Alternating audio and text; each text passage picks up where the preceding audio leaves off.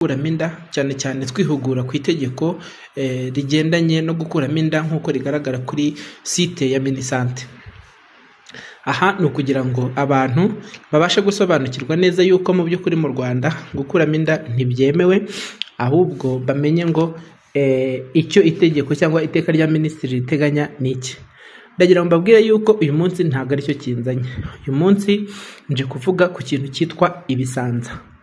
Ibisanza uyu munsi dushaka kuza gukora igice cya mbere, tuzagenda tubigarukaho, tuzakora nibura nk'ibice bitatu kugira ngo dusobanukirwe neza ibisanza ibyo ari byo, ndetse mbahe amakuru y'imvaho agendanye n'ibyiza, cyane cyane ibyiza ni ukuvuga ngo ese ibisanza umuntu ashobora kubona akavuga yuko ibi ngibi ari bizima, cyangwa se ibyo ushobora kubona ukavuga uti ibi ngibi hashobora kuba harimo ikibazo byagusaba kwihutira kujya kwa muganga, ni ibiki. Ngayo nguko rero muntize umwanya, muntize amatwi, hanyuma twigane ku bigendanye n'ibisanza. Mu ndimi z'amahanga mu gifaransa babyita roshi, ndetse mu cyongereza bakabyita lokia.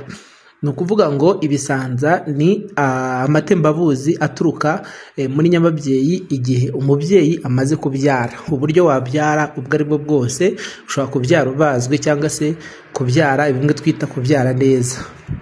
Ibyo bisanza akenshi rero bigenda bihinduranya amabara bitewe n'igihe bimaze, ndetse n'uko nyababyeyi igenda yikorera isuku.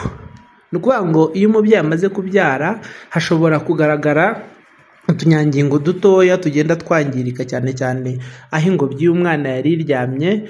Ibyo bigatuma utwo tunyangingo umubiri uhitamo uburyo bwo kugira ngo dusohoka rero tunyuze mu nkondo y'umura, bityo umubyeyi akaba yatubona inyuma. Kenshi bisaba yuko wifashisha agatambaro kabugenewe k'isuku kugira ngo bidatuma wiyanduza.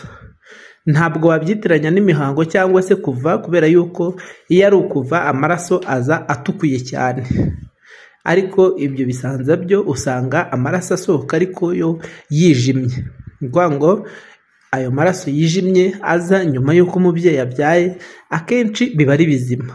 Ni ryari rero ushobora kubigirira impungenge ukavuga ati ibi ngibi byatuma njya kwa muganga kugira ngo njye kuba nasobanuza ese ni bizima, ese hari ubwo nkeneye ukundi kwitabwaho. Ngayo nguko rero muntize umwanya kugira ngo tube twabivugaho. Twasobanuye neza ibisanza icyo ari cyo n'aho biva, ariko se bigenda byihinduranya gute uko bisa, uko bigaragara? Usanga nko mu minsi 4 ya mbere usanga ibisanza birushijeho gutukura, ariko bikagira wa mutuku wijimye. Noneho mu minsi ikurikiyeho yo kugera nko ku cyumweru, cyangwa hagati y'icyumweru kimwe n'ibyumweru 2, ugasanga bya bisanza ntago bigitukuye cyane, ahubwo biri kugenda bigira akabara ka shokora, bimwe bigahinduka nka beige cyangwa se umuhondo. Hanyuma ariko nyuma iyo bijya kugera ku gihe cyo guhagarara, usanga bigira ibara ryererutse. Ibyo ntabwo bigomba kurenza nibura ibyumweru 3 nyuma yo kubyara. Hari ababyeyi bashaka kugira ibisanza bikajya munsi y'ibyumweru 3, ariko ntabwo bivuze yuko bo biba atari bizima. Icyo ugomba kwitaho ni iki rero? Ni ukuvuga ngo icyo ugomba kwitaho ni ukumenya ngo ibisanza byanjye biza bingana iki. Ubundi biba bigomba kuza mu ngano iringaniye. Iringaniye ni nko kuvuga ko ushobora kuba wakwifashisha nka pad cyangwa se agatambaro k'isuku 1 cyangwa 2 ku munsi. Ariko iyo haza duke, ni ukuvuga ngo n'agatambaro kamwe katabasha kuzura. Ibyo ngibyo bisaba yuko wagana kwa muganga bakakurebera, kuko hari igihe inzira bicamo bisohoka ibizibiye, bityo bikirundanyiriza muri nyababyeyi, bikaba byateza ikindi kibazo.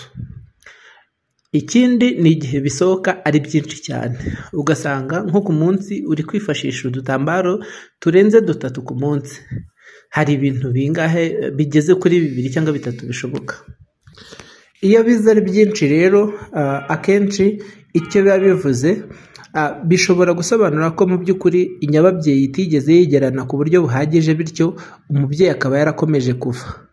Ni ukuvuga ngo icyo gihe bishobora kumuteza ibibazo birimo nko kugira amaraso makeya.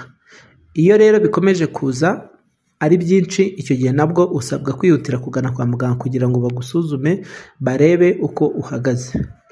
Ikindi ni igihe ushobora kugira infection. Ni ukuvuga ngo infection ni twa dukoko cyangwa se icyo sinzi mu Kinyarwanda neza ukuntu twabisobanura, ariko ni udukoko dutera kuba umuntu yazana amashyira, akagira umuriro, akamererwa nabi, cyane cyane bihereye muri nyababyeyi, biza nyuma yo kubyara. Ni ukuvuga ngo ibyo nabyo bishobora gutuma roshi cyangwa se bya bisanza bikomeza kuza kandi bikaza ari byinshi. Icyo gihe bikunda kuza nanone binuka nabi, bikaba byaza uri ufite n'umuriro, ukagira n'umuriro, ukagira n'utundi tubazo tundi tugiye dutandukanye nko gutengurwa, nko kugira ibindi bimenyetso byo gucika intege ndetse n'ibindi.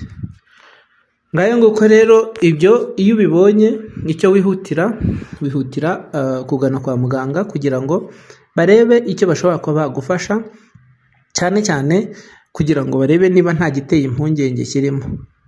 Uyu munsi nifuje ko tuganira kuri iki kintu cy'ibisanza kugira ngo ababyeyi ntibakaze kwa muganga mu by'ukuri igihe cyararenze. Hari igihe rero umubyeyi yaza ugasanga yagize infection cyangwa se yavuye amaraso menshi, akaza ari muri shoke cyangwa se bisaba yuko aterwa andi maraso.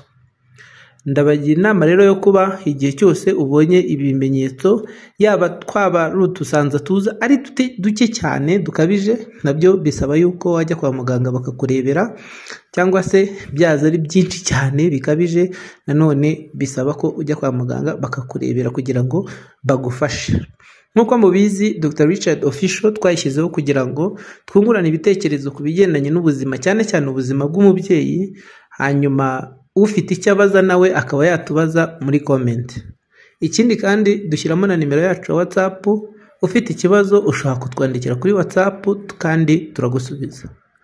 Ngayo nguko mugira amahoro. Ndagira ngo mbibutse yuko ubu butumwa ntabwo busimbura amakuru wahabwa na muganga wizewe wa leta, mwahuye imbona nkubone akagusuzuma.